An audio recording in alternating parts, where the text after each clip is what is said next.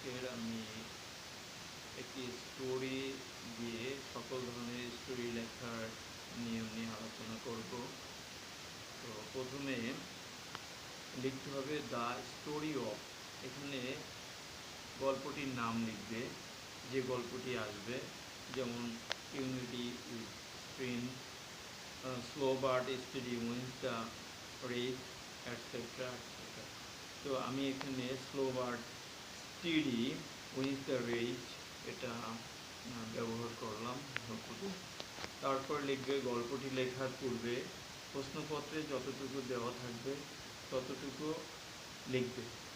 তারপর লেখা শুরু করবে এভাবে: here we can see that the story is very interesting.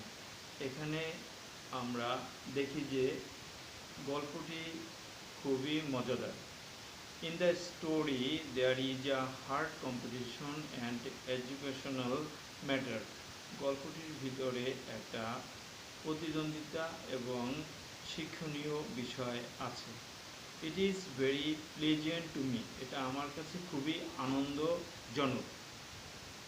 In this story there is one point in which character who is chief figure in the story. এই গল্পটির ভিতরে যে প্রধান চরিত্রটি সেটাই এখানে মুখ্য হয়েছে। We come to know by this story that the story is very entertaining for every man and everywhere of our human life.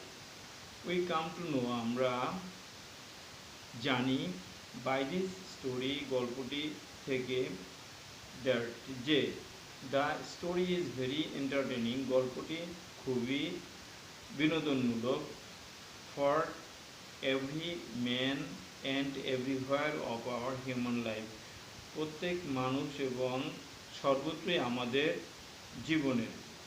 There are some valuable materials in the story.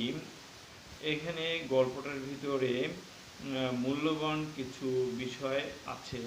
That is very essential for all in our society.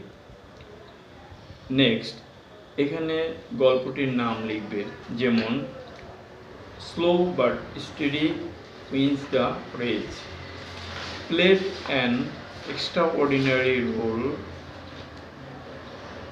এখানে slow but steady wins the race গল্পটি একটা অসাধারণ ভূমিকা পালন করে।